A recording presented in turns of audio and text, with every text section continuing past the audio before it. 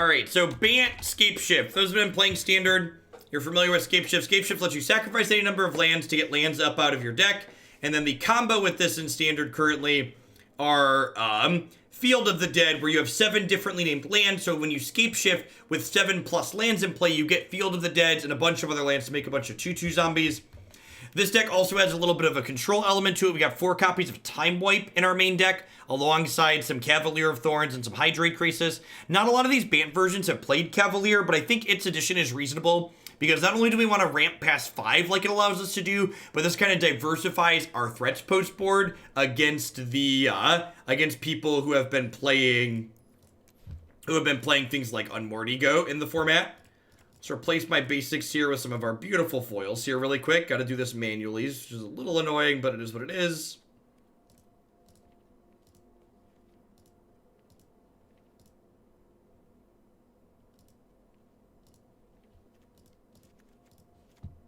Alright, let's dive on into some games here, shall we? See how this goes?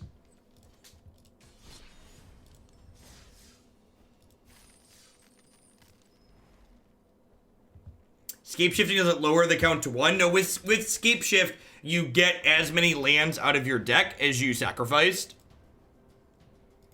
And again, for those wondering why I'm playing a constructed event, the ladder's just been like Mono, Esper, and Nexus in the decks we played earlier today, so I'd like to try and play in the constructed event, maybe get a little bit more variety. Although I guess the last CE we hit, the last CE was fine. We hit 2 Flash, 1 Nexus, and a Teamer Elementals. A little bit more than what the ladder had been today.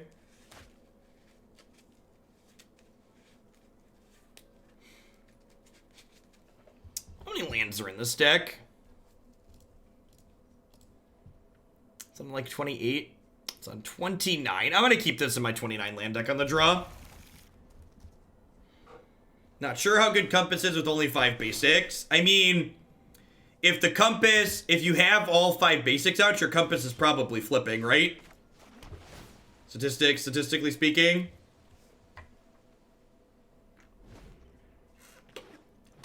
I mean, I think it's disingenuous to say, like, all 3 of those decks are the same because they're blue-green. Like, to be fair's fair, the gameplay patterns of those 3 archetypes is very different.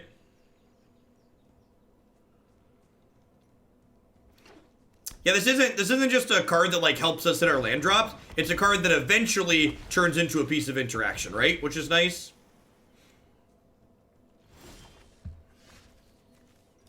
Miss every time.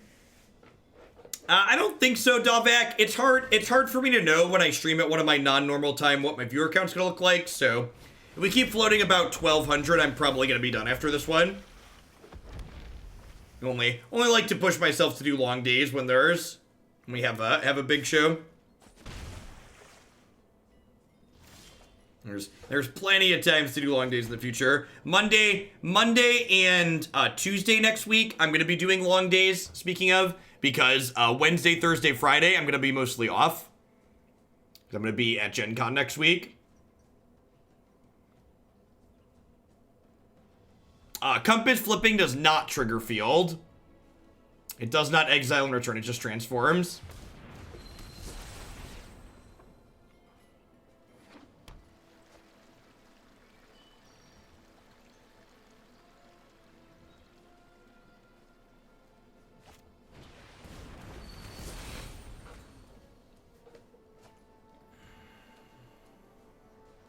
Well, my opponent's drawn a lot of cards, and they have a lot of mana next turn.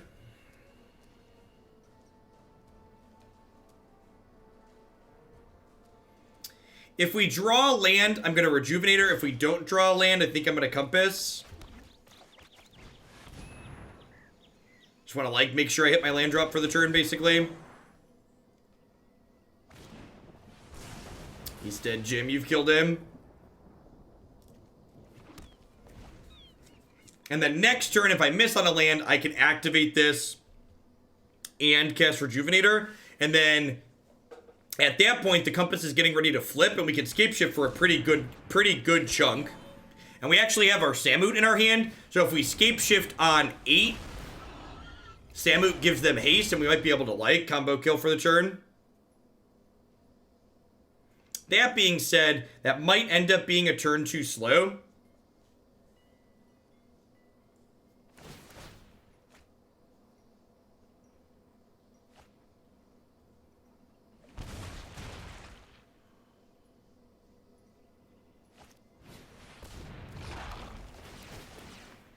Yeah, would really love a time wipe here.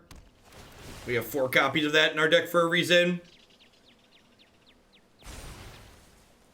Even then, we're taking... Actually, are we just dead? If they hit a land there on that trigger, we were dead. Oh, this can't attack yet. One time, dealer.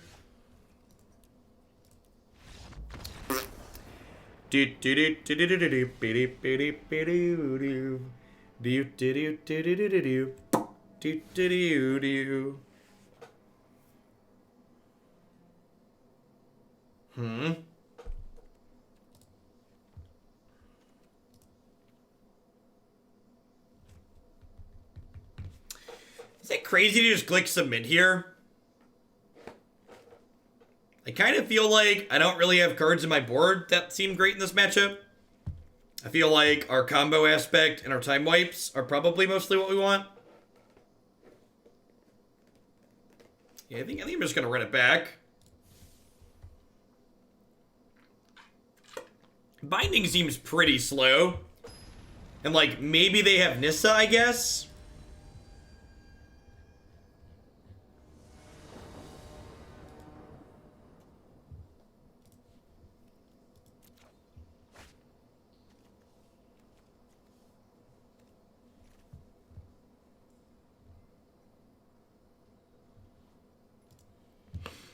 Yeah, seems fine, especially on the play. They have like a 2-mana dork. We get to like play Teferi, bounce it, and then be pretty reasonable ahead on tempo.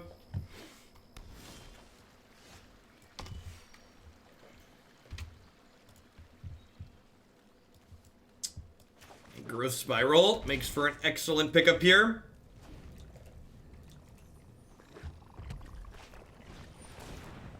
Just like we drew it up, huh?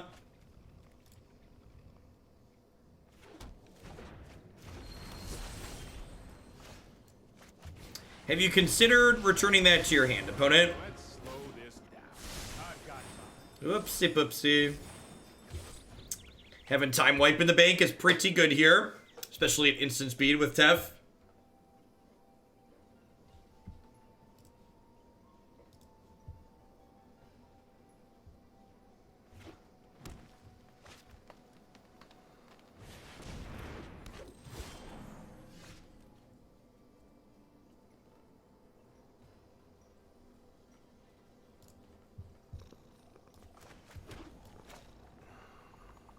Do I want to keep Tef alive here? I probably do. Them not being able to counterspell me seems really valuable. Don't really need a Samut at the moment.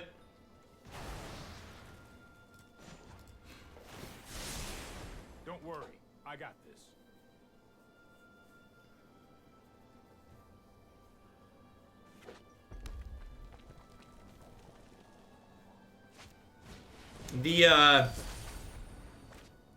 The what's it called in their deck are kind of interesting. No, I am not. I think I'm just gonna pass here. So I can do this at instant speed. And like, I didn't activate this, so they kind of know something's coming. But like, even if they Nissa and make a land a 3/3, Time Wipe kills the 3/3, and then I untap and Prison Realm the Nissa. So that seems fine. So like, almost anything they can ramp into other than a 6-mana Chandra here is like fine with us.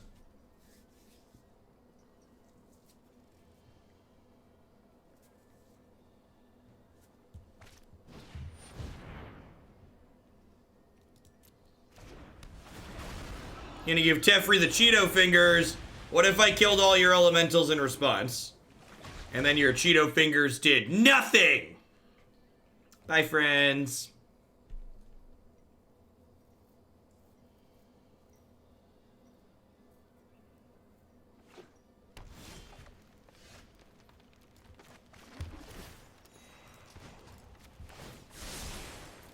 I've got it.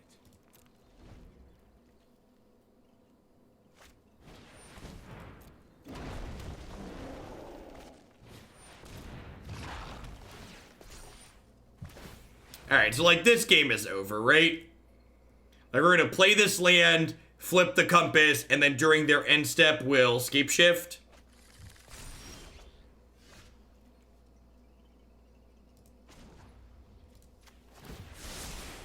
That's more like it. And the compass keeps Teferi from dying.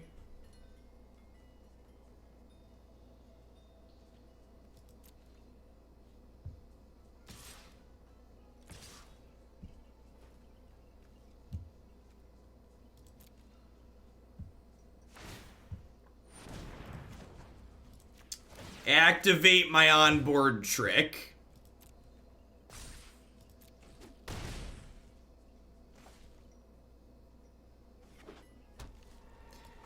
This Magic the Gathering chat, it's so incredibly interactive. Such a fun game where both players get to make meaningful decisions.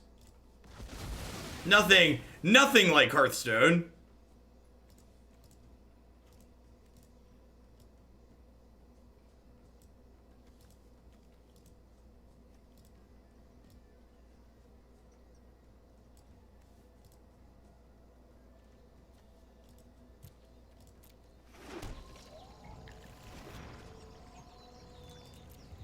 Whee! So this is happening during my opponent's end step, thanks to baby Teferi. So we're gonna get to untap and attack them. I don't know about you, but I'm feeling 32. Bye, Felicia. I have a plan. Trust me, I have a plan. Do-do-do-do. Fog. They can't fog. We have a Teferi in play. All of your interaction is bunk. All of your interaction is bunk. Get it out of here. Maybe I want the Ripjaw Raptors. I could see that being fine.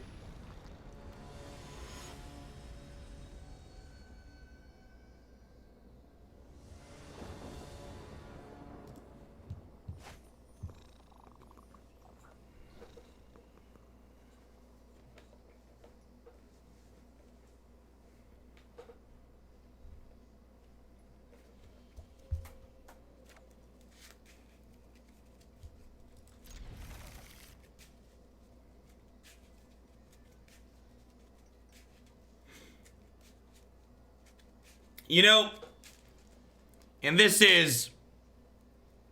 kind of fitting in a way that this standard format, we keep comparing it to modern, because this standard format is going to become the basis for historic, right? So like, if the format that's a basis for historic basically feels like modern, that's a good way to entice people who are used to playing modern into playing historic on Magic Arena, right?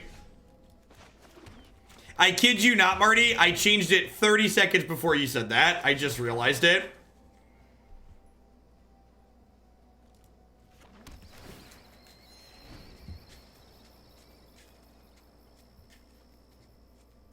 So that's our third green source for this Cavalier.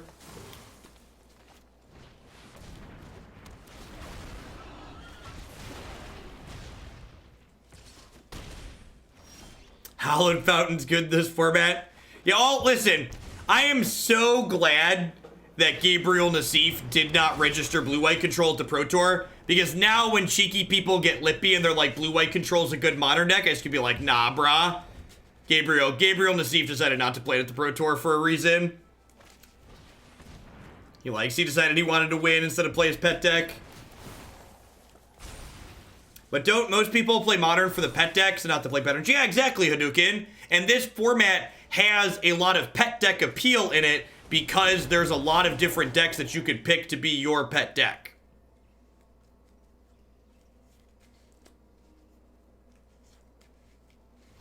One of the 8-0s was blue-white. That's great. A broken clock's right twice per day. There were a lot of good players who showed up playing blue-white for whatever reason. I guess they decided they didn't want to win too much. I went 13-0 at an SCG Open one time with blue-red tempo. That deck was awful. Scred won a Grand Prix, yep. This is looking like gonna be one of them fair Scapeshift days. That's true. Blue-white went 5-0. Blue-white went 5-0. Should we play the second field before the Rejuvenator there? It ends up being the same, right? Because if I play the field before the Rejuvenator, the field doesn't make a token. So it's exactly the same, actually.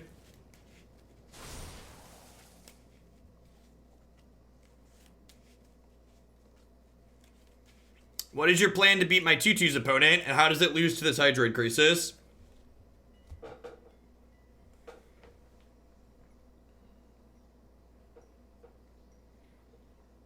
I mean, even if they have a sweeper, so like, I don't even have to Scapeshift this game, right?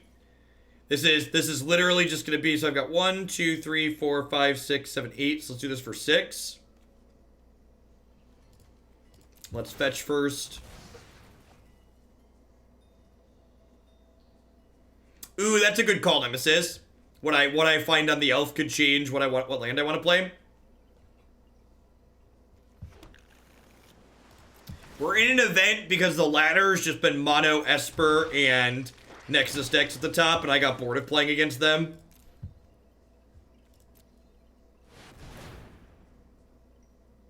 So there's been more variety in the constructed events.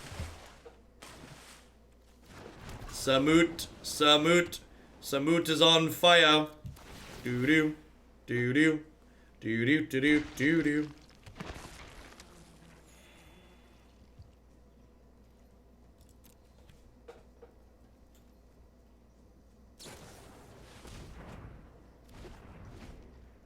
That's not a way to kill all my zombies, opponent.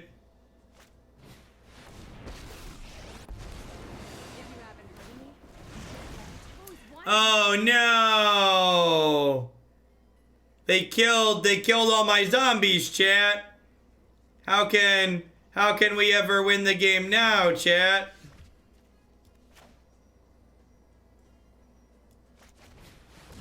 Crap. How many different lands are in this deck?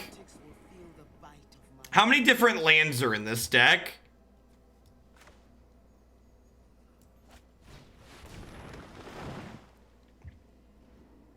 So all of these are differently named, right?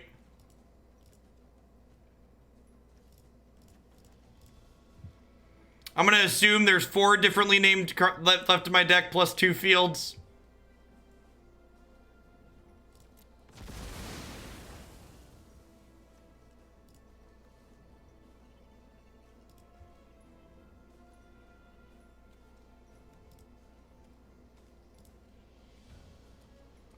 Right, so this will be 1, 2, and then 4.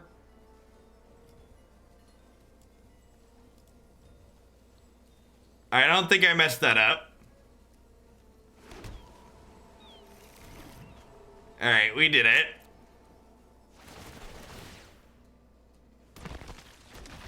Look at him. Look at the lightning. Look at the lightning. Yeehaw! I don't know if this Samut is good, but it's definitely sweet. The jury is out on if this Samut is good, but it's definitely sweet. Where the different names matter. Field of the Dead requires that you have 7 differently named lands in order to make a zombie. So it's not just 7 lands, they all have to have different names.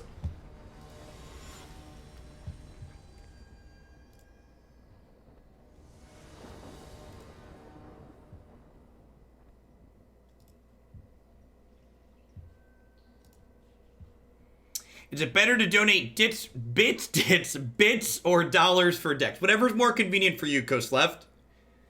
My number 1 rule is take money in whatever way is convenient for you all. Bits, gifts, cash, PayPal, Chipotle gift cards, whatever works for you works for me.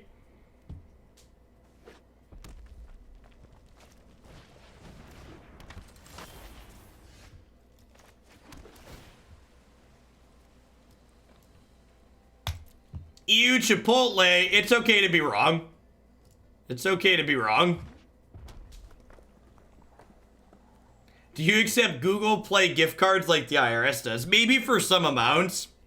I do give Pokemon Go money on occasion. Qdoba is better. It's okay to be wrong. I still love you even if you're wrong sometimes.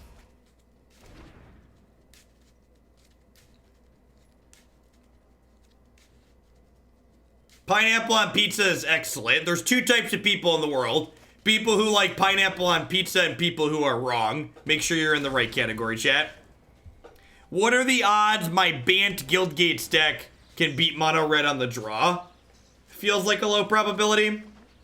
Does Chipotle do Impossible Burger meat? They don't, but their burrito bowls don't need Impossible Burgers.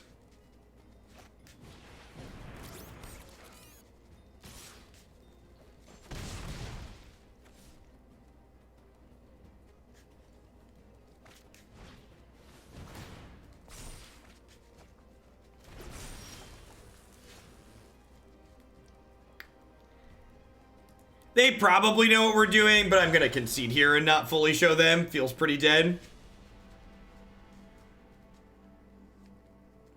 Feels pretty dead. And just in case it wasn't clear, I time out people who crap on Chipotle for fun. I didn't want to share this, but I wanted the notice to go away on my mobile app. Thanks for keeping me around. Never worry about sharing that, Cynthia. I appreciate the support. King Bigfoot coming in hot with the biddies. Thanks for the support. Happy Friday. Hope you're having a good start to your weekend. I think I want Binding in this matchup for their experimental frenzies, potentially. I think I probably don't want Samut. I think I probably don't have time for Thaumatic Compass to work. This build, not having access to Disfigure and not having access to a Boreal Grazer probably makes this matchup pretty atrocious, if I had to guess.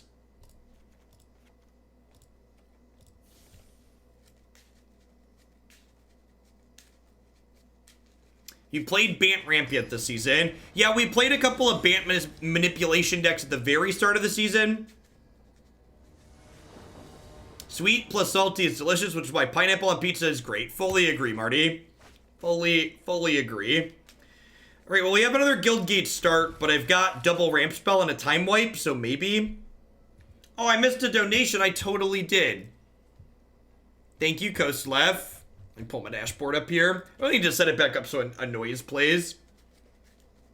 And King Bigfoot, by the way, if there's a deck in the queue you'd like to bump up, be sure to let me know, and I'd be happy to do that. Kite Clark combo. Nope, I still have a link to that deck coast left. Be happy to get that added. I think I'm going to be off for the weekend, but 30 should put it into sometime on Monday or Tuesday, I believe.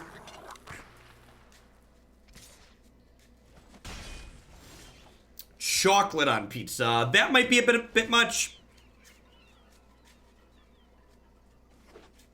What's it? Blaze Pizza puts balsamic dressing on their pizza if you ask them to, and that's very good. In my humblest of opinions.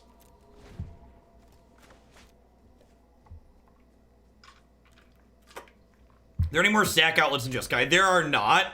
In fact, sacrifice outlets that just like sacrifice anything for no mana don't really exist in the standard format.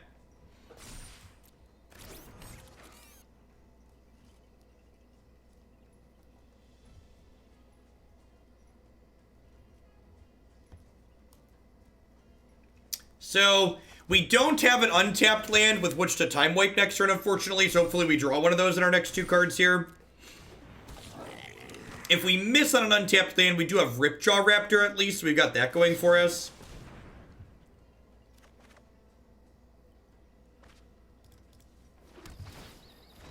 Catch you later, Shadowkirk.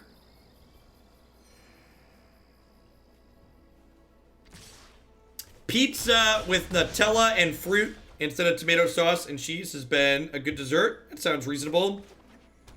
Unfortunately, even if this doesn't die before it blocks, I think taking this one more hit probably means our opponent gets us into burn range of this game.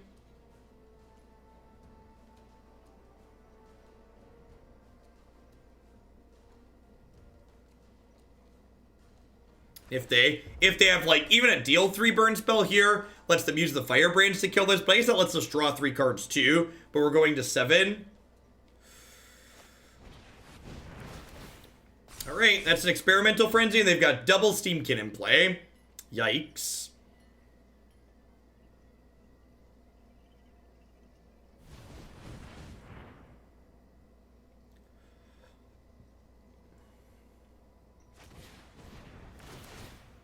Yep.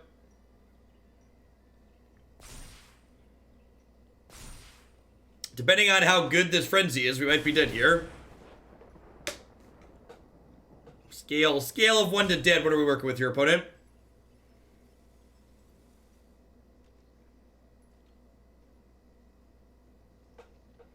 Modern Burn. You have an interesting range, Enya, from JAC to Burn.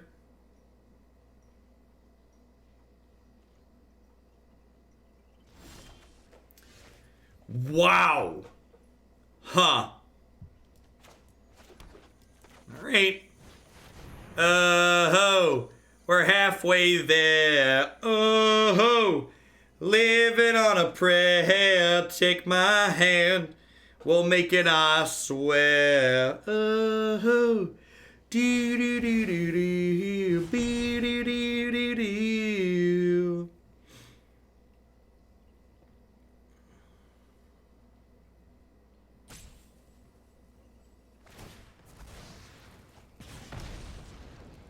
Alright, we're at 10. They have an active frenzy.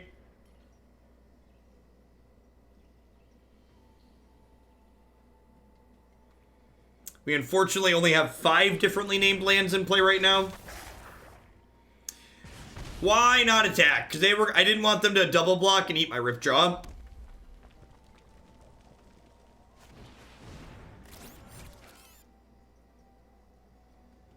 Gross, they have another castable spell. Gross.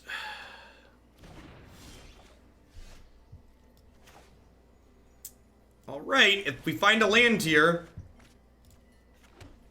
Okay.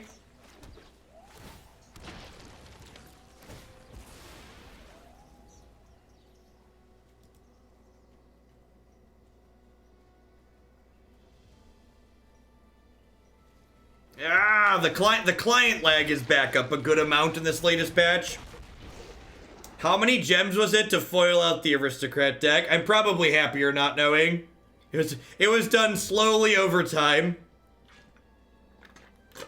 A number I shared earlier today is that I keep track of all my arena purchases for tax purposes because this is my job. And my gem purchase yesterday when they added more cosmetics to the game put me over $1,800 for the year spent on arena.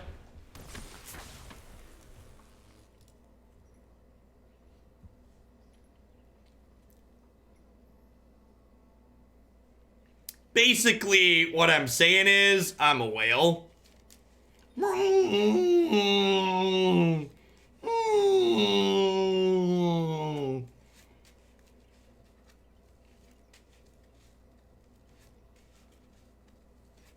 Those were my whale noises.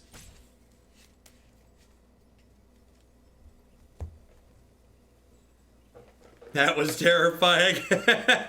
To have a full set of every card in Arena. I'm missing playsets of some mythics, but yeah, I have every common, uncommon, and rare. You're the reason the rest of us has spent an average of $75 on Arena. I am, in fact.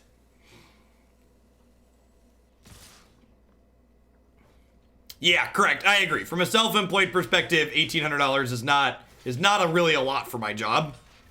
My job costs are like my computer equipment and like arena things, so.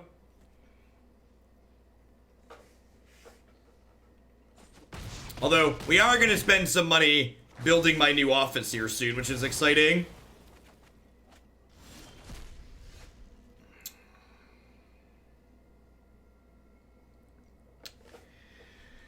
There's lands in my deck that gain life, right? Right? This isn't a fight you can win.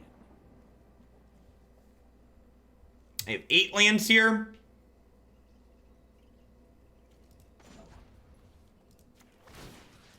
So this gets rid of it. This gets rid of that because they have an experimental frenzy in play. What are we doing to my office? So when we bought this house, there's an unfinished room on the other side of my basement. There's one unfinished room in the basement. So we are going to be finishing that space into like a formal studio, basically. All the walls will be sound deadening material, etc. There's 2 lands that gain life. Is there another? We must have already had it, huh?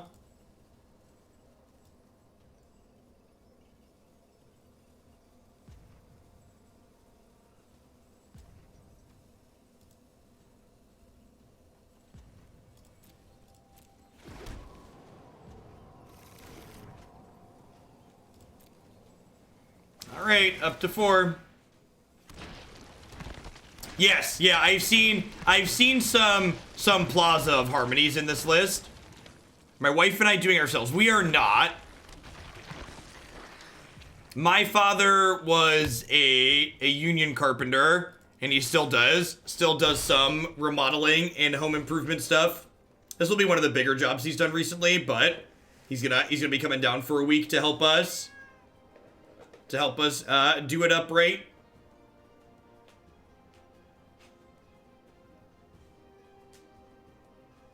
You think Bouncing Frenzy was better there? Because if they had Lethal in hand, they could have used mana from Steam Kid to just kill us. Maybe?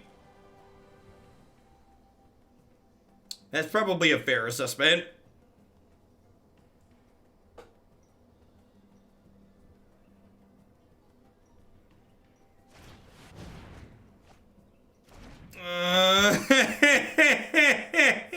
We were so close!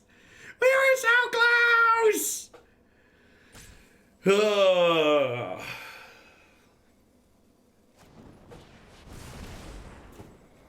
Oh, mono red. Does my father understand my job? Probably not. My mother does. My mother was a web designer when I was growing up. She was like, help create some of the first batch of websites when people were still writing websites in a notepad file. You know, two decades ago or a decade and a half ago or whatever it was. Well, my father's not too big into technology.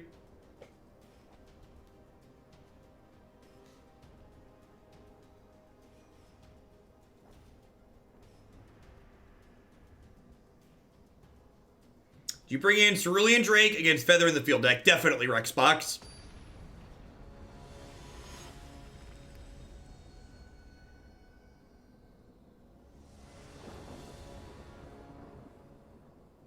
They're not idiots if that's what they enjoy doing, Geoff.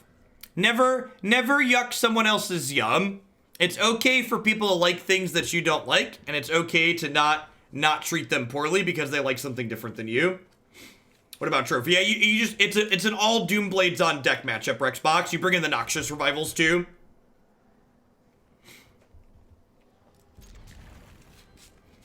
We also put this towards Dealer's Choice. 10 out of 10 coasts left. Thanks for the support, I appreciate it.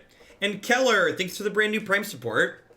Happy Friday. Hope you have an excellent start to your weekend.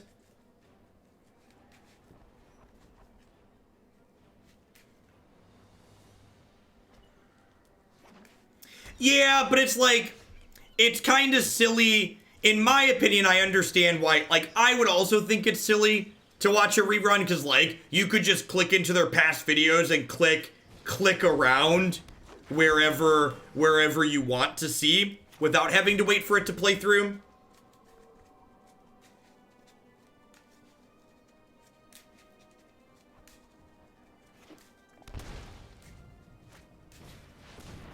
So, like, technically, you don't need a rerun playing to, like, rewatch what's happened on Twitch. The rerun does let people chat, though. So, like, if the chat's open, that's probably not terrible. Bub Jinxed, thank you for the 17 months. I appreciate that. Welcome back. Get my temple on. I'm confused why we play Field instead of Spiral, because I missed it. 10 out of 10 should have gone for a Spiral. I was talking to people in chat and clicking without thinking.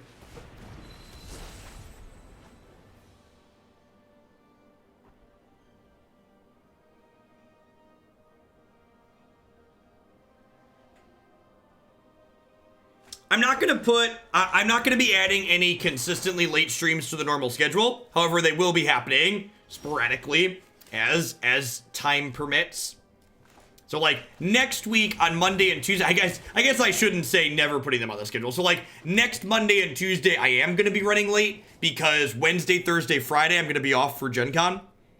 So I'm probably gonna do back-to-back 10 or 12-hour days on Monday, Tuesday next week, so we can get in a significant number of decks and hours before I leave for 5 days, 4.5 days or whatever it is. Speaking of, if anyone's going to be at Gen Con in Indianapolis, feel free to come say hello. It is Keller. Yep, we're still in Bloomington. We just wanted to change school districts before Jake starts kindergarten in the fall. We weren't super ecstatic about the one we had been living in previously, and we had saved up some more money to get something that was a little bit newer than the older house that we had previously.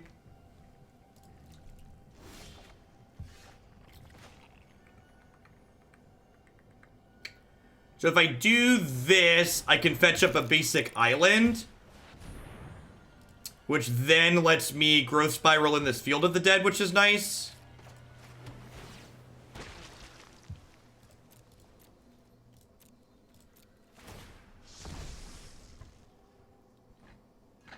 Yep, yeah, we closed on the old house in June.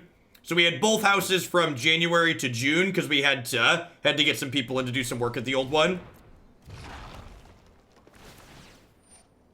Sold the older child. No, the older house.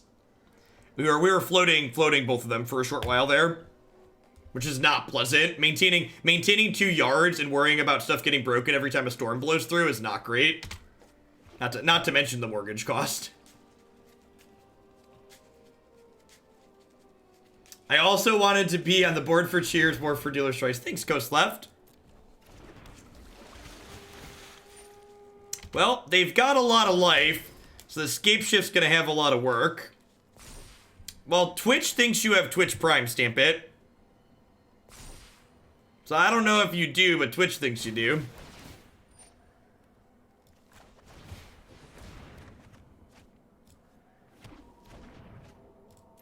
Yeah, I mean, Scapeshift kind of goes over the top of Wild Growth Walker, right?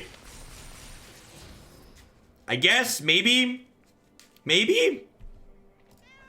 We have a couple of copies of Time Wipe in our deck, right? And by a couple, I mean 4.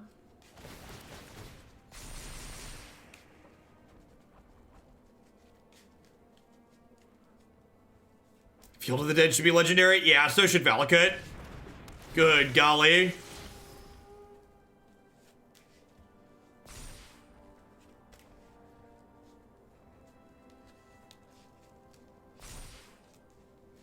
So I have 1, 2, 3, 4, 5, 6, 7, 8, 9. This will be 10. And then I can sacrifice 7 lands to get 2 more fields and then 5 more other different lands. So I'm going to get 2 zombies from this, and then I'm going to get... So I get 2 zombies from this, and then I get 7 times 4 zombies is 28. So I'll have 28 plus 5, I'll have 33 zombies.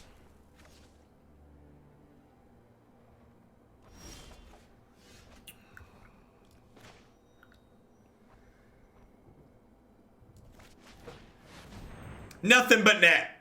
Nothing but net. True skill game, low variance, better player always wins. Etc, etc.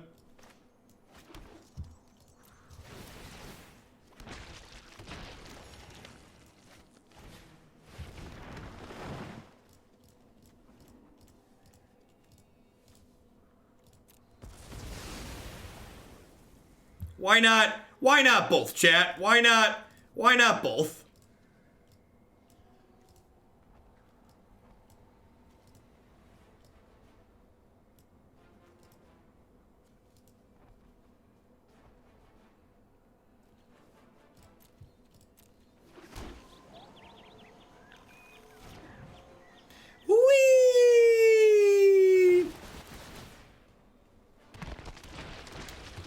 health total is not a scoreboard. Good luck, Godspeed.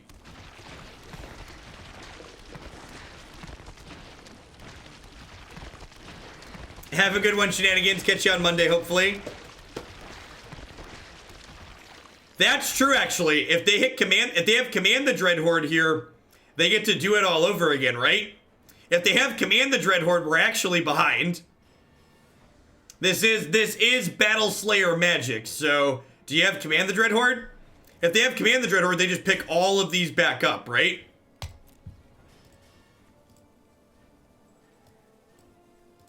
Plus my Rejuvenator.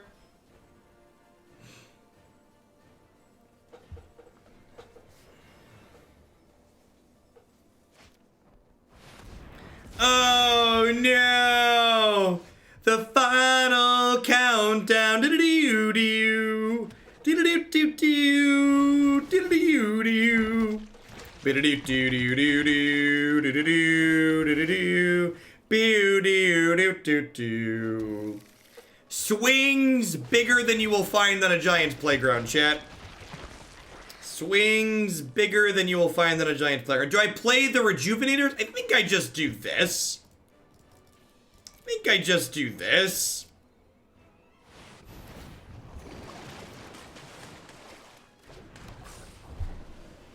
I don't know that I have enough lands to reasonably Scapeshift. Mezzy, thank you for the catch. I'll update that after the stream tonight.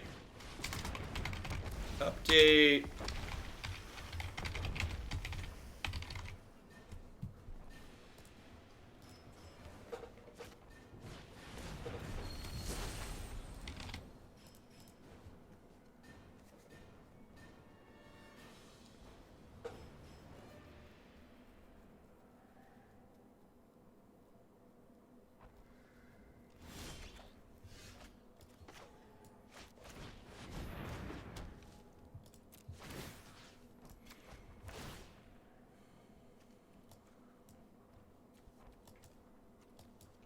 This is actually probably a good insurance plan. That's probably a good insurance plan. Longer. Stand by and watch. This might be a bad idea. Wild Growth Walker, Yarok, and Jade Light Ranger. Put my opponent to 66.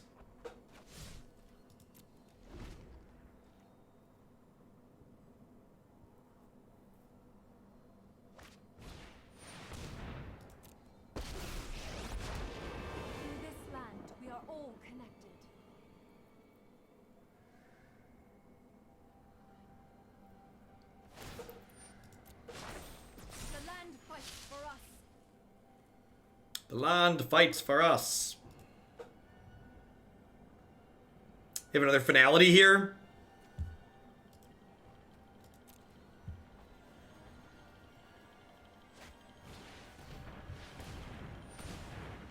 All right, so how many differently named lands do we think are left in my deck? We're through a lot of them. What's the YOLO number here? We could calculate it, but I feel like it's I feel like we're supposed to just YOLO this. What's a lethal number of zombies? So they're blocking here. They block here. I have to hit them with 22 zombies. I have to hit them with 22 zombies. So I'm hitting them with 7 zombies currently, so I need to make 15. So that's 4. I need to sacrifice 4 lands here. I know there's a forest. I'm pretty sure there's a Hallowed Fountain. I'm gonna sacrifice these. These are the highest odds. They're conceding. All right. I don't have to think about it. They didn't make me show them the Valakut in the mountains. They just conceded. God bless us, everyone.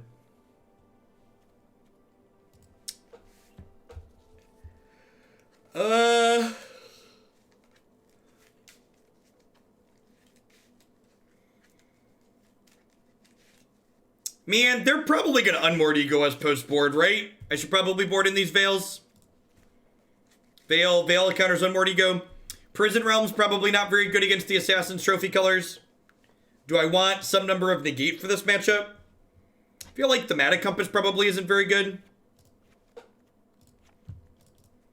going to bring in the negates and the veils. Negate stops Command the Dreadhorde from happening too, which is nice. Are you allowed to look at your deck list while playing? You are not. You can look at your deck list while you're sideboarding, but not mid-game.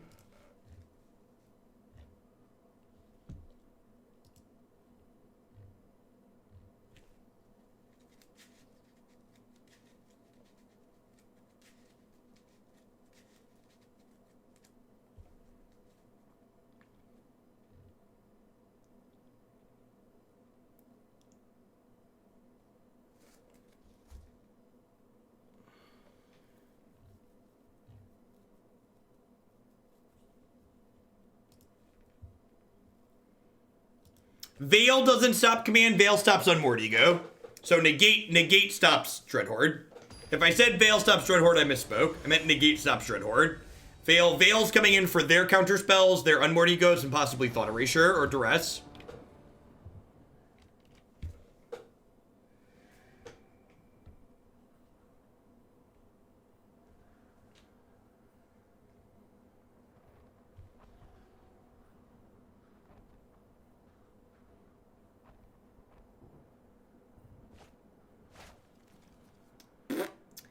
This is pretty mediocre. That many Krasis with no ramp is blah.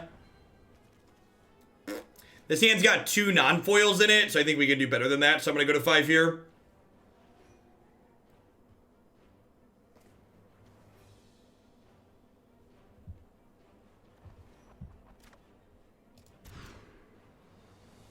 This hand is super reasonable.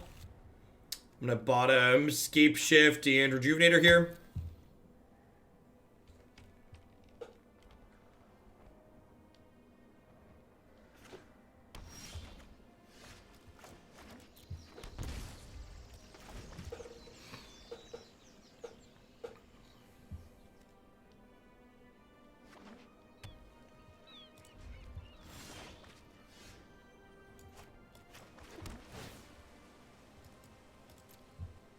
Here's a blue source.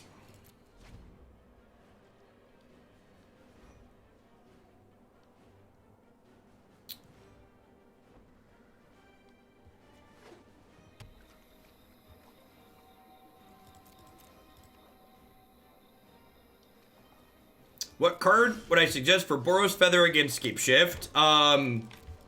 Flame Sweep. You can play Flame Sweep, but you can play Blood Sun, depending on how narrow of cards you'd like to play. So when we played Naya Feather on, I think it was Wednesday. It was yesterday or Wednesday. We played a couple of Flame Sweeps on the board. I'm choosing to play a little bit slowly and hold up Veil of Summer here. I think that's worthwhile.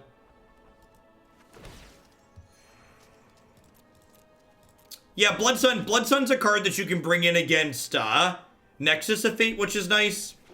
It's a little slow there, but it's still fine. Gets the job done in a way. Alright, so the real question is, do I keep sitting on this or do I cash it in here? Because I could just cycle it since they cast a blue spell. I think I'm going to keep sitting on it.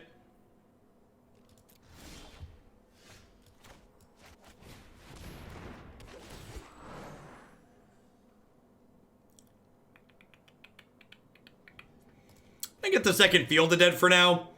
If I got a differently named land there, I could make a 2/2 this turn. But by getting the Field of the Dead next turn and all my lands after that, make 2 2/2s, which is nice. Oh, I'm dumb. I already have a Temple Guard in. Yikes, a little bit worse.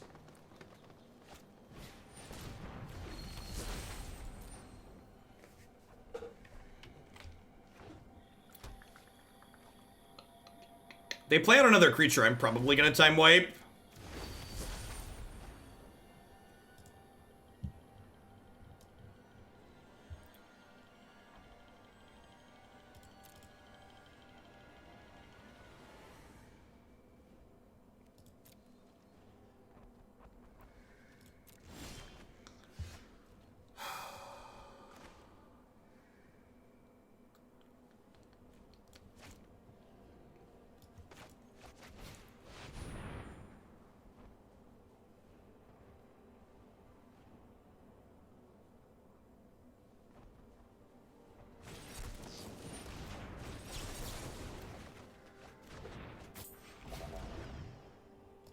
would like to pick that friend up, please. Now, if they have a Command the Dreadhorde here, they do just get to put all those back into play and get 3 triggers.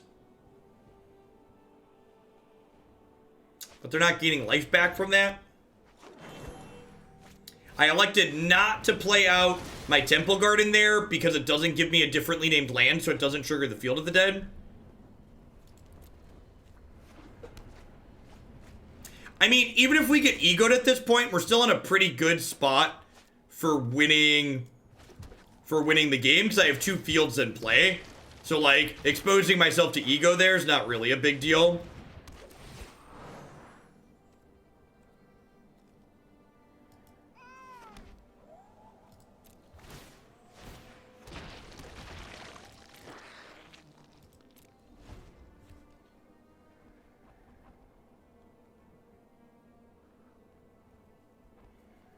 Yeah, Coast, and so it's not in the queue yet, but Coastlev sent in a donation for it today, so it'll get added once I'm done. I don't generally update the queue midstream. Thanks everyone for freaking out today, by the way. It's a little bit later than I normally go on Fridays. It's gonna be our last deck of the afternoon. Maybe play one more match after this one. All right, what do we got? 1, 2, 3, 4, 5, 6, 7, 8. So we can do this for 6. That's probably fine.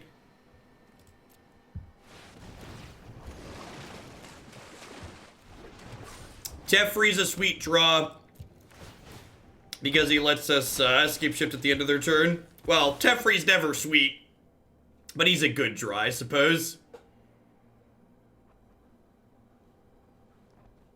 Maybe I should wait to fetch here. Yeah, I should probably wait to do this in case they have Cry of the Canarium. If they cry, I'd rather use the Evolving Wilds at the end of my turn.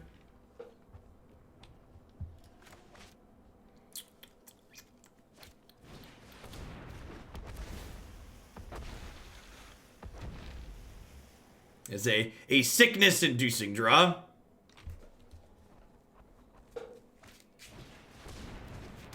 So, I liked Teferi previously, Enya, but I think Veil of Summer just kind of does what Teferi does, but better. So I feel like I'd rather just have a bunch of Veils and Silences. Because they fill similar holes, and like, Silence is pretty important in like the Tron matchup against other fast decks. So I think Teferi's been like outclassed in the potential there. I know that you can like Glittering Wish for Teferi, but I think that might be too narrow overall.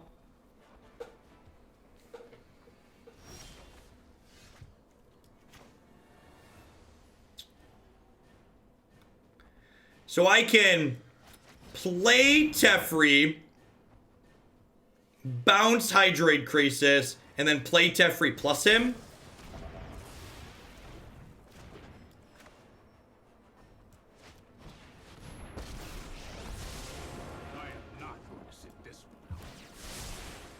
I can also just have my Hydroid Krasis block for Teferi. So we plus him here, and then Teferi gives our Scapeshifted zombies pseudo haste.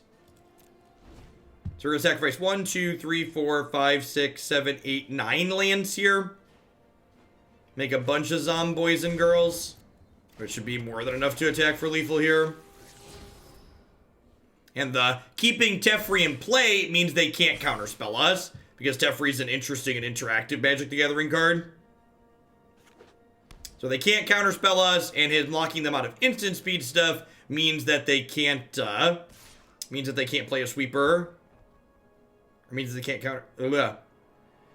So him playing at instant speed means their sweeper doesn't work. And him locking them out of counterspells means our Scapeshift is guaranteed to resolve. Don't make another move. This deck is like actually just a modern deck. It's like my opponent's playing a mid-range deck and they're just helpless because I'm playing a big mana deck. Like literally playing like green-red Valakut versus Jund. Did we join the dark side? I just play whatever the people pay me to play. His archetype is definitely very reasonable against the field, it seems like. I think the Sultai Yarok configuration that we've been playing beats up on this archetype a little bit, but I think against the field, this Bant build seems very reasonable. It's not a mistake that a bunch of them top 8 at the Grand Prix. It's not by accident that's been putting up results. I like this build with the time wipes and the Cavaliers. It's a little bit different than some of the other ones. The lack of Grazers makes you a little bit worse against things like Mono Red, but against the other mid-range decks, you really stuff them with these extra 5 drops.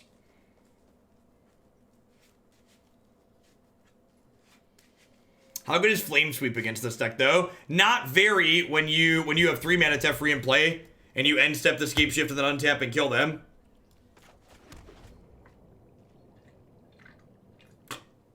My water bottle's empty. Time for the second one.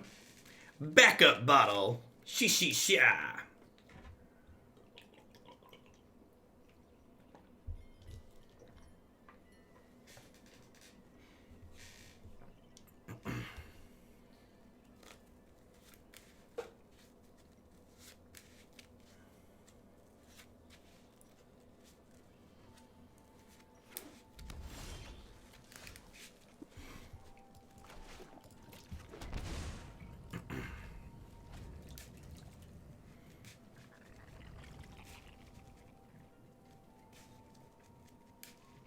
Rejuvenator's a good pickup here.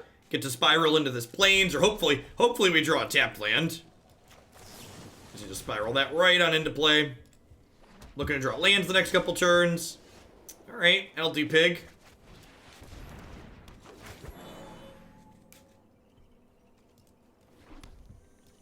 The MC results get posted today, or am I required to watch the replay and guess at the standings?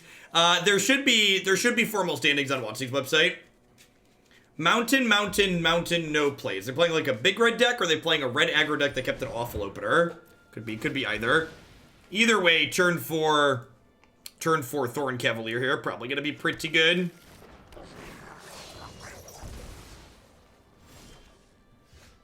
We did in fact win the last game. We did the Scapeshifted instant speed thing. I don't have a Hinterland Harbor, right? Nope.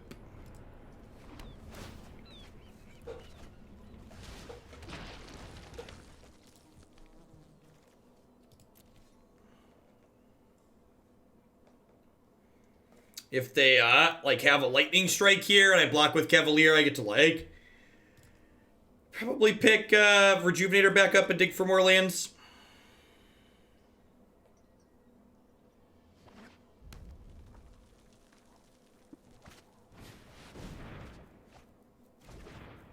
Yeah, looks like they're just playing red aggro and, like, kept a really mediocre hand.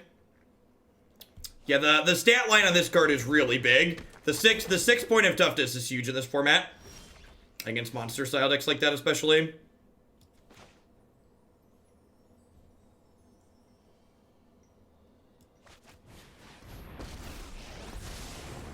Sorry I'm late. No, I am not making this up as I go.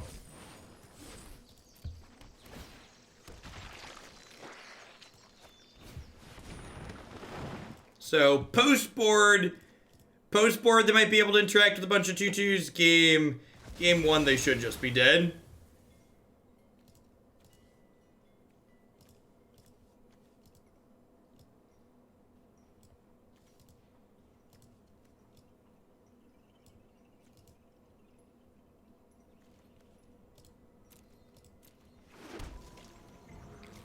Whee! Zombie, heh, heh.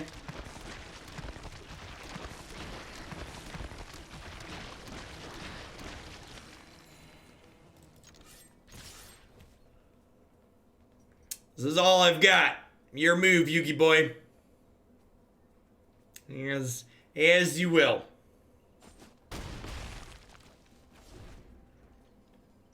To sacrificing that single field, gain more triggers during the Scapeshift? Yeah, because all the lands enter simultaneously. So when you Scapeshift for 2 fields and 6 other lands, you get 2 zombies for each land.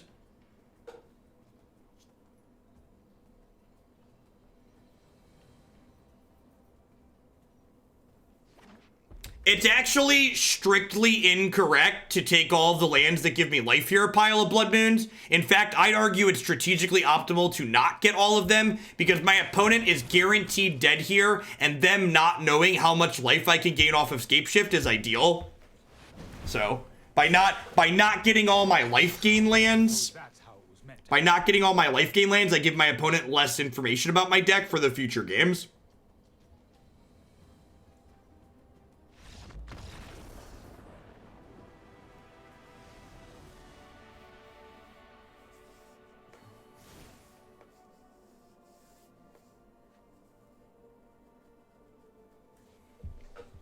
All right, Ajani's welcome. Lyra, Ripjaw, Binding, Samut's kind of mopey. Compass is kind of mopey. Time Wipe's kind of mopey. Yeah, let's split Time Wipe and Teferi 3-3. They both kind of suck. Since they should know you're running all of them, I don't think that's true. From a game theory standpoint, from a practicality standpoint, it's irrelevant in either direction. So like bringing it up is silly. But from a game theory standpoint, if you really want to talk about strictly correct, it's strictly correct to not get all of them. If you're gonna drag me down in semantics, it's strictly correct to not get all of them in that position.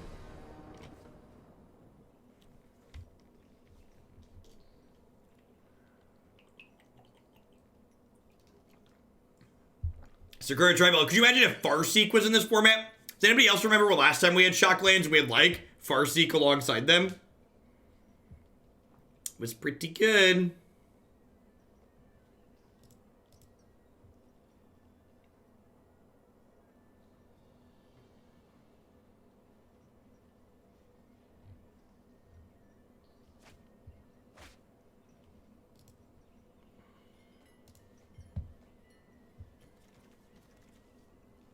This is fine. Needs some lands, but it's got all my colors and stuff.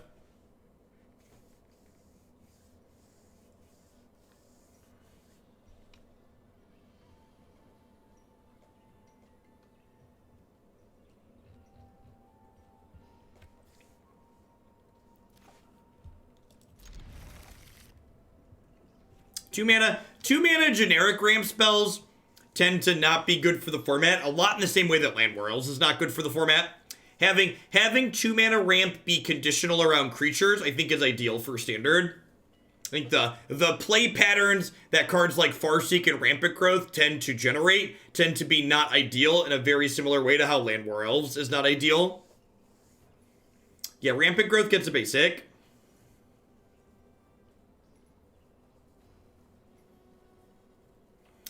Last night I was playing Feather, and I was in Game 3 against Grixis, and I mulled to 4. And I was ready to end it because I wasn't having fun, and I played out my 2 lands and 2 legendaries, drew into Spellbreaker, and 3rd land into 2 Gideons. Nice, Johan.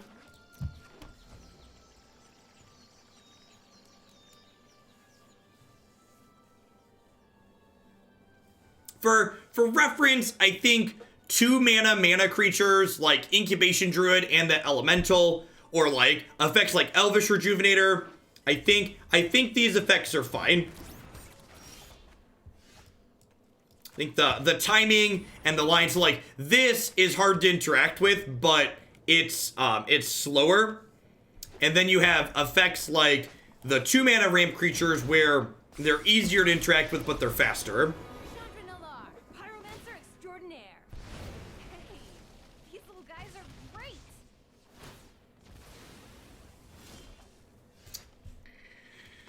Oh, tapped land tribal. Oh, tapped land tribal. Yeah, I think without, I'd be surprised if this deck has a very reasonable shot against mono red. I would be surprised. As constructed. Like, maybe with Grazer, like it's funny.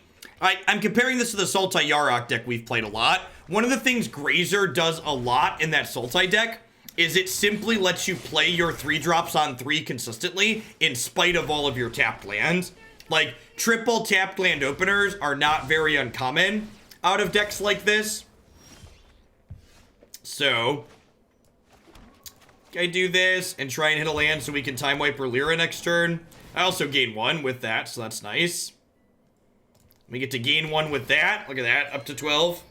I think Mass Manipulation is going to be a format like Little Tef through the next rotation. I mean, it's hard to know if Little Teferi is even going to be a staple through the next rotation.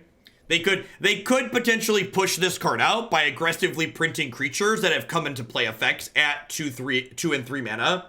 So this card is worse if the creatures in the format are more resilient to it, basically. So we're taking 7, 8, 9 here, so we're dead to a shock or a lightning strike. Burn, baby, burn. Do do do do do do do do do. Beep do do do do do do do. Puppy. Yeah, that game was a good example of why I boarded out at least one time wipe. I'm not a huge fan of these expensive sweepers against mono red in general, but we just don't have enough good cards to bring in to cut all of them. A lot of the time, by the time you're casting your expensive sweeper against mono red, your health total is so low they can just burn you out.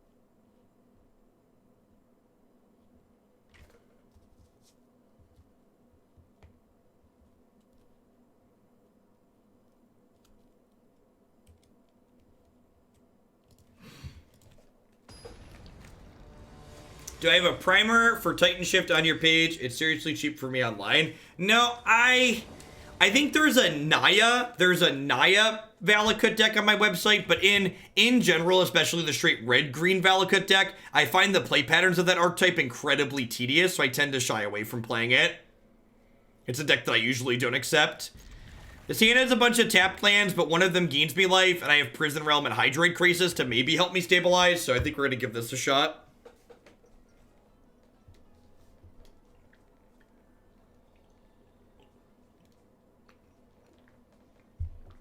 I don't really have an educated or informed opinion to give on Esper, unfortunately, Coast. It's not an archetype that I have much experience with, so I would definitely defer to people like Autumn and BBD, who have played it a little bit more, especially BBD. Whatever Brian is doing is probably correct for Esper.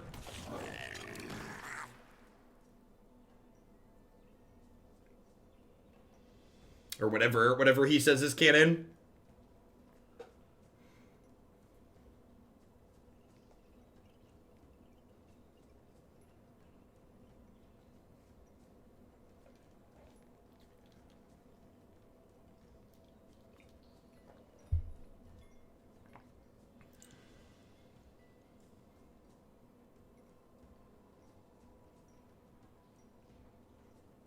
Opponent, do, please just attack me with this firebrand, wow, wow, wow, wow. There we go, thunk. 1, little 2, little 3, little tapped lands, 4, little 5, little 6, little tapped lands. I played Sunpetal Grove here instead of Simic Guildgate, because this way, if I draw, like, a colorless untapped land or, like, a basic island, I can still cast Prison Realm on 3. Pretty sure it's correct to shock that in and get my ramp on.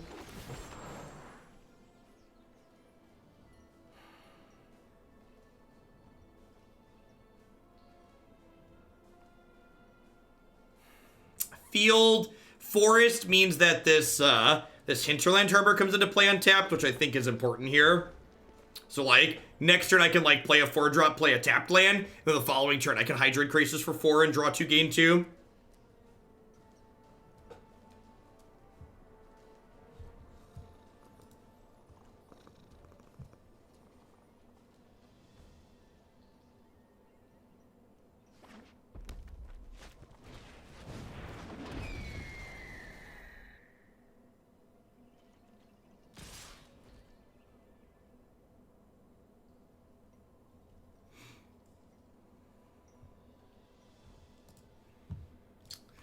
Spitfire is an interesting one.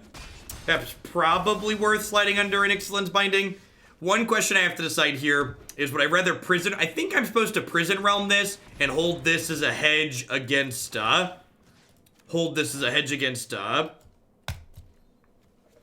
Experimental Frenzy. This also has the value of giving me a scry, even if it's a little less mana efficient. Sir Helios, thanks for all your content. I watch your YouTube vids at work on my breaks. Well, thanks for the very generous tier 3 resub. Be sure to drop whatever deck you'd like to see for the month in the deck queue on the website, or if there's something already in the queue you'd like to bump up, you can just let me know here in chat. Yeah, there were Spitfires in the SCG open list, I believe, from that Aaron Barrage played.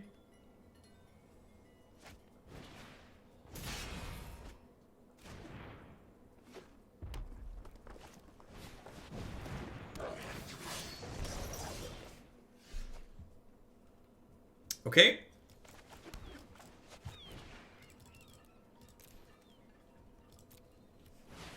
Am I for sure playing Black-Red Aristocrats to the MCQ? Nope. I don't even know when that is. It's like it's like 3 weeks from now, right? So I got like a lot of time to decide. I'll probably just play whatever aggressive deck's really tickling my fancy at the start. Drawing our one of Lyra here is really good. BT dubs. So I'm gonna go ahead and throw a Hydroid Krasis in front of this Chain Whirler to get a removal spell out of their hand. Yeah, Lyra plus Field of Dead, right? Like, I'm gonna get to make a 2/2 and play Lyra next turn. And then we have Ixalan's Binding to cover us from Experimental Frenzy. If they don't have, like, a copy of Combust, this Lyra's gonna run rampant.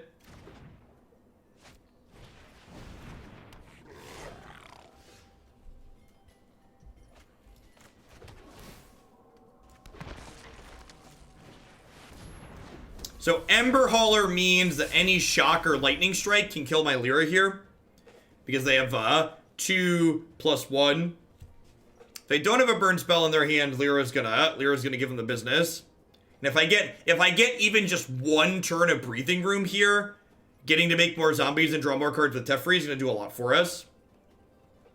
Yeah, the lag's been really bad. It feels like 2 patches ago it was terrible, and then they like released a short fix shortly after, and then it's gotten bad again here.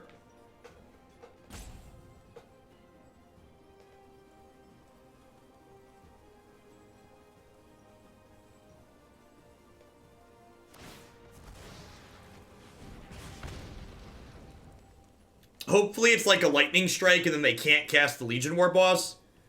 I think I'd be okay with that. If they like kill this but can't kill this. Oh, it's a skewer. Okay. Yep. This lets them play Legion War boss.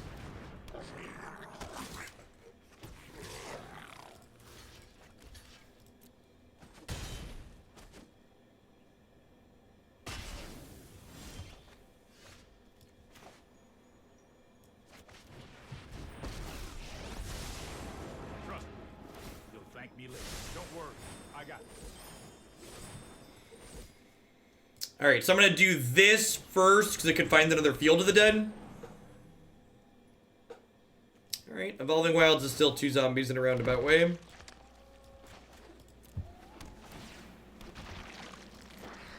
So we're at 10. I'm getting 2 more 2/2s next turn.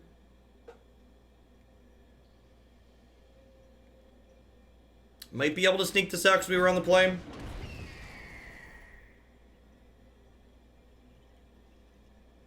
That one's going to have to go away.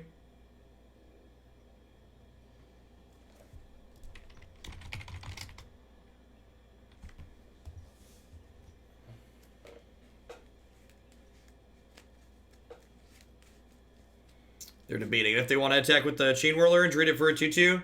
Seems not profitable for the opponent. I guess if they have a burn spell, I might be thinking about if they want to game ball finally block with 2 of them. Hey, thanks for the 7 months, Davis. Happy Friday. Hope you're having a good start to your weekend.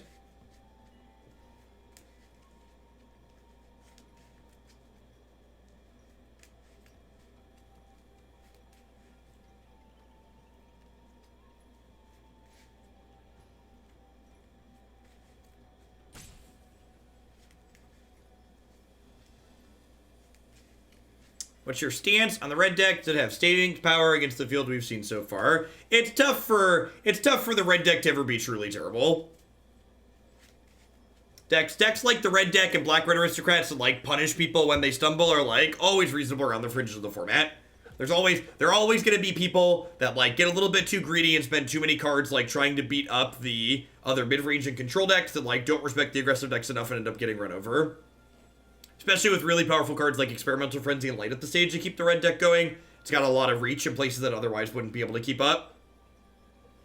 Yeah, you know, when the die roll curve out, you're going to get some free wins red.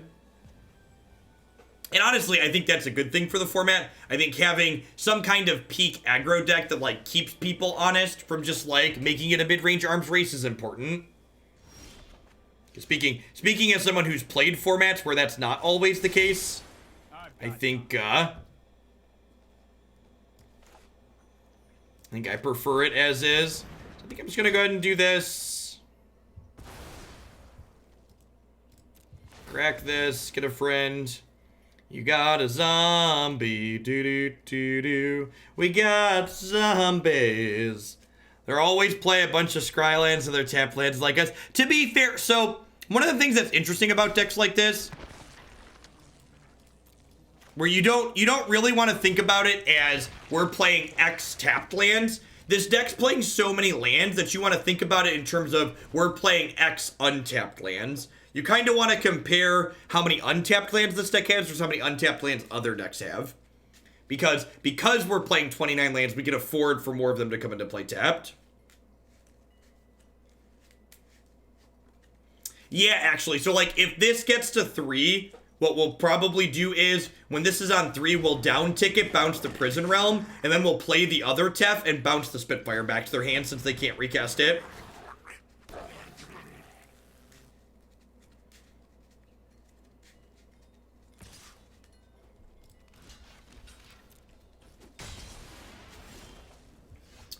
What do we think of that one, chat? Is that one good? Oh, I've done the hero thing. 4, 5, 6, 7, 8, 9, 10, 11.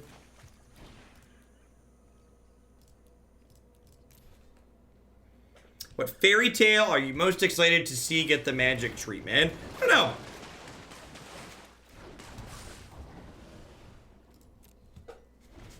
How about a second Hydroid Krasis?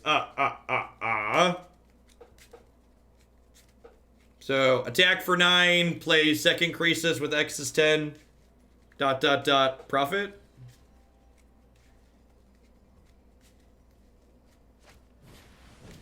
Oh, it's a 1-mana 2/2, chat. My lands make 2/2s that I don't even have a chance to, I don't even have to pay a mana for them. I think it has a chance of reviving Brawl. Well, Brawl was never on Arena. And I think there's a lot of people who are desperate to play constructed that isn't specifically standard on Arena. So yeah, I think Brawl will likely find a reasonable amount of success and have a home on Arena. In fact, the fact that Brawl wasn't on Arena from the start was like a really big miss.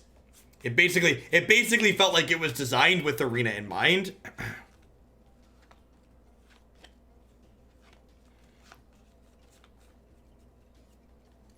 We do have borderless basics. They added that in this latest update.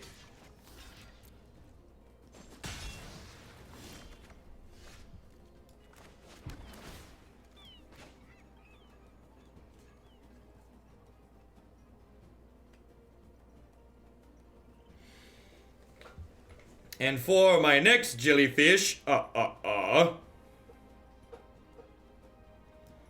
I know. We don't have foil rejuvenators. It's very sad. Watsy just doesn't want more of my money. I'd be happy to give it, but they won't take it.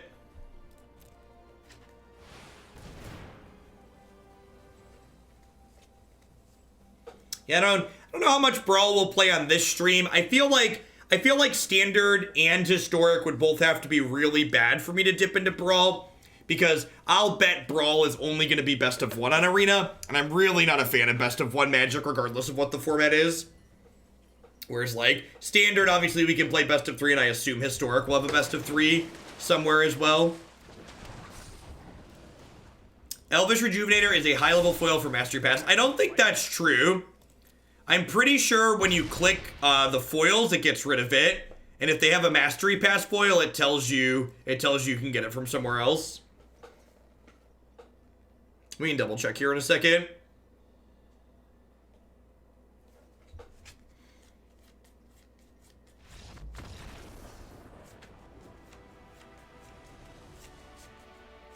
Yeah, most of the Mastery Passes, M20 cards. Our Rejuvenator's gonna be rotating. All right, we hit the 3-1. I'm actually really surprised we beat Mono Red there. The fact that we like high rolled and beat them game 1, I think was a really big deal.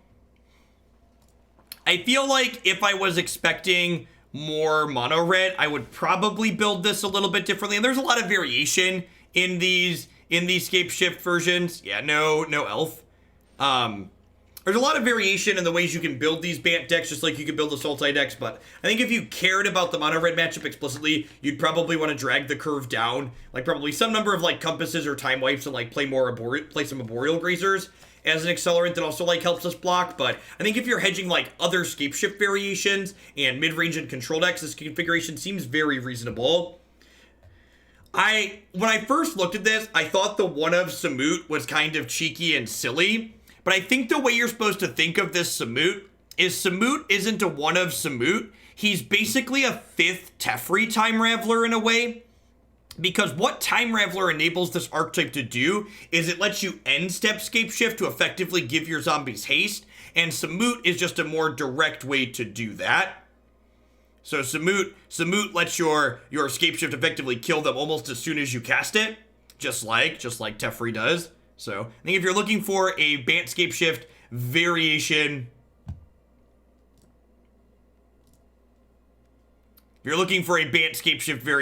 I think this is reasonable for other mid-range and control decks. I timed someone out there for making How Dare You Assume Someone's Gender reference, because generally speaking, when people try to make jokes like that, it's generally with the intention of belittling people who don't want their gender assumed. Usually it's a pretty hostile thing to do, and I'd prefer if we don't do that around these parts, so please and thank you. I'm signing off for today anyway, so the timeout doesn't really matter, but wanted to make a point to throw that in there. I believe the Day 9 MTG is currently live, so I'm going to go ahead and send all of y'all over his way. Thanks, everybody, for hanging out. I think I'm going to take the weekend off. I will be back on Monday, of course, and I think I'm going to do long streams on Monday and Tuesday next week, because I am going to be off the second half of Wednesday, and then all day Thursday and Friday while I'm at Gen Con. So thanks for watching, everybody. Have a great weekend, and as always, shout out to the subs and resubs. I wouldn't be here without all of you. So everybody, have a good weekend.